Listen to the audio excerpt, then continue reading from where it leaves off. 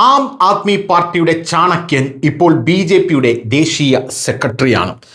അതായത് ഭാരതീയ ജനതാ പാർട്ടിയുടെ പുതിയ ദേശീയ പ്രസിഡന്റ് നിതിൻ നബീൻ പ്രഖ്യാപിച്ച പുതിയ 64 അംഗ എക്സിക്യൂട്ടീവ് പട്ടികയിൽ സന്ദീപ് പഥക്കിന്റെ പ്രവേശനമാണ് ഏറ്റവും അധികം ചർച്ച ചെയ്യപ്പെടുന്നത്.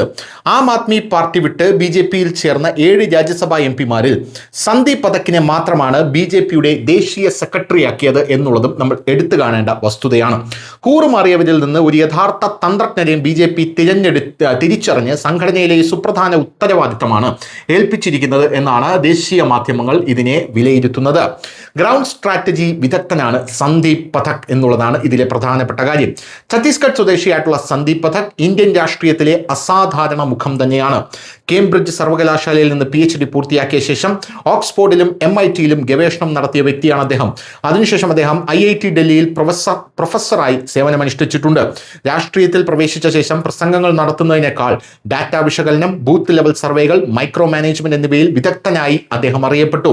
ആം ആദ്മി പാർട്ടിയിൽ അദ്ദേഹത്തിന്റെ സ്ഥാനം വളരെയധികം വളർന്നതിനാൽ 2022 ഡിസംബറിൽ ആം ആദ്മി പാർട്ടിയിലും അദ്ദേഹത്തിന് ദേശീയ ജനറൽ സെക്രട്ടറി എന്ന പുതിയ പദവി ലഭിക്കപ്പെട്ടു, അതായത് സൃഷ്ടിച്ചു കൊടുത്തു.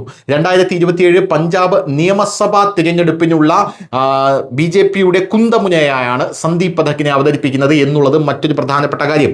2022 പഞ്ചാബ് നിയമസഭാ തിരഞ്ഞെടുപ്പിൽ 117-ൽ 92 സീറ്റുകൾ നേടി ആം ആദ്മി പാർട്ടി ചരിത്രം സൃഷ്ടിച്ചപ്പോൾ തിരശ്ശീലയ്ക്ക് പിന്നിലെ പ്രധാന തന്ത്രജ്ഞൻ സന്ദീപ് പഥക്കായിരുന്നു. ഇപ്പോൾ 2027 പഞ്ചാബിൽ വീണ്ടും തിരഞ്ഞെടുപ്പ് നടക്കാനിരിക്കുകയാണ്. ഇത്തവണ 117 സീറ്റുകളിലും ഒറ്റയ്ക്ക് മത്സരിക്കാൻ ബി.ജെ.പി തീരുമാനിച്ചിരിക്കുകയാണ്. പഞ്ചാബിലെ ഗ്രാമപ്രദേശങ്ങളിലും സിഖ് മേഖലകളിലും തങ്ങളുടെ പിടി ശക്തിപ്പെടുത്താൻ ബി.ജെ.പി തങ്ങളുടെ ഗ്രൗണ്ട് നെറ്റ്വർക്കും അനുഭവവും ഉപയോഗിക്കും എന്നുള്ളതാണ് പ്രധാനപ്പെട്ട കാര്യം. അരവിന്ദ് കെജ്രിവാളിന് ഇത് വമ്പൻ രാഷ്ട്രീയ തിരിച്ചടിയാണ് എന്നുള്ള കാര്യത്തിൽ തർക്കമില്ല. എന്തായാലും ഇനി കളി ഗോദയിലാണ്. News desk news Malayalam.